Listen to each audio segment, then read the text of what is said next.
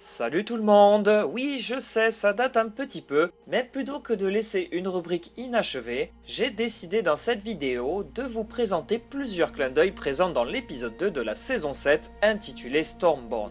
Ready? Allez go, on y va. Numéro 1, Daenerys se souvient de Viserys. Dans cet épisode, Daenerys règle ses comptes avec Varys, notamment sur les histoires du passé et ses nombreux changements de position. De fait, Daenerys lui dit They cry out for their true queen. They drink secret toasts to my health. Et il s'agit d'un clin d'œil direct à son frère Viserys, puisque dans la saison 1, Illyrio disait à Viserys The people drink secret toasts to your health. They cry out for their true king. Cependant, Daenerys a appris des erreurs de son frère, et ça, nous le savons tous. Numéro 2, une ressemblance frappante entre Jon et Dany. Pendant l'épisode, Mélisandre présente les derniers faits accomplis par Jon Snow à Daenerys, et notamment pourquoi elle pense que le dieu de la lumière l'a choisi. As Lord Commander of the Night's Watch, he allowed the wildlings south of the wall to protect them from great danger. As king in the north, he has united those wildlings with the northern houses, so together they may face their common enemy. He sounds like quite a man. Une scène similaire s'est produite dans la saison 5 durant un échange entre Sam et Maître Aemon à propos de Daenerys. And though Daenerys maintains her grip on Slaver's Bay, forces rise against her from within and without. She refuses to leave until the freedom of the former slaves is secure. She sounds like quite a woman. Cette similitude avait pour but de montrer que Jon et Dany étaient destinés à se rencontrer et plus si affinité. Numéro 3, tel mère tel fils. Durant l'épisode, Qyburn emmène Cersei dans les cachots où sont tous les crânes de dragons et lui présente une nouvelle arme pour se battre contre les dragons. Qyburn demande à Cersei de tirer et on voit la grande flèche s'encastrer dans le crâne de Balerion au niveau de son œil. Cette scène semble faire écho à Joffrey qui, dans la saison 3, en voulant montrer son arbalète à Margaery, tire dans l'œil d'un sanglier accroché au mur. Comme quoi, chez les Lannister, on sait bien viser. Numéro 4, la théorie sur Sam prend de l'ampleur.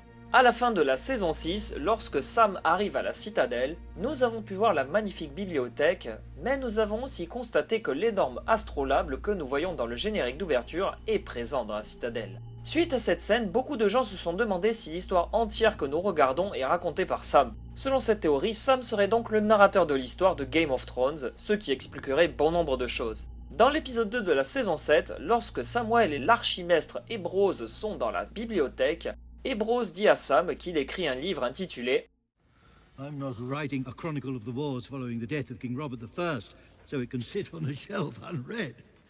Et quand il demande à Samwell comment il appellerait le livre, Sam lui répond Possibly something a bit more poetic? Le nom de la série de livres sur laquelle s'appuie la série est A Song of Ice and Fire, un nom ô combien poétique et qui pourrait tout à fait confirmer cette théorie. 5. Jon agit comme Ned Stark. Avant que Jon ne parte pour Dragonstone, il se rend dans la crypte des Stark afin de rendre hommage à Ned Stark. Peter Baelish le suit et lui dit qu'il aime beaucoup Sansa comme il aimait Catelyn. C'est alors que Jon perd son sang-froid et plaque Littlefinger contre le mur. Nous avons vu Ned Stark faire de même avec Littlefinger dans la saison 1, lorsque Ned a découvert que Littlefinger avait gardé Catelyn dans son bordel. Comme quoi, Jon n'a pas du sang Stark pour rien. Numéro 6, la réunion d'Arya avec Nymeria. Dans l'épisode, Arya découvre que les Stark ont repris Winterfell et elle change immédiatement ses plans pour commencer à se diriger vers le nord. Durant le trajet, elle fait la rencontre de Nymeria, sa louve, qu'elle avait abandonnée dans la saison 1 afin de lui éviter une mort certaine. Cela fait des années qu'elles ne se sont pas vues et, maintenant adulte, Nymeria est chef de sa propre meute. Arya lui demande de venir avec elle à Winterfell, mais Nymeria décide de partir. C'est alors qu'Arya lui répond That's not you. Il s'agit d'une référence directe à la première saison où Ned Stark parle avec Arya et lui dit qu'une fois qu'elle grandira, elle deviendra une femme, qu'elle se mariera avec un seigneur et qu'elle aura des enfants. Suite à ça, Arya lui répond No. That's not me. Numéro 7, le silence. À la fin de l'épisode, Euron et sa flotte attaquent les alliés Greyjoy et Martell. Une fois que Yara et son équipage ont été vaincus, les hommes d'Euron coupent la langue de ses membres d'équipage. Même pendant la séquence où l'équipage de Ron a capturé Elaria et Tyen Sand, ils n'ont pas prononcé un seul mot. Ceci est dû au fait que Ron s'assure que tous les membres de son équipage sont muets, car il préfère le silence au bruit. Ainsi, Euron garantit également que personne ne lui parle, éliminant par la suite les chances de mutinerie. Voilà tout ce que j'avais à vous dire sur l'épisode 2 de la saison 7, je suis sûr qu'il y a beaucoup d'autres clins d'œil cachés, et si jamais vous en avez remarqué d'autres, n'hésitez surtout pas à vous manifester dans les commentaires. Merci beaucoup de votre attention, et je vous dis à la prochaine fois pour une nouvelle vidéo, bye tout le monde.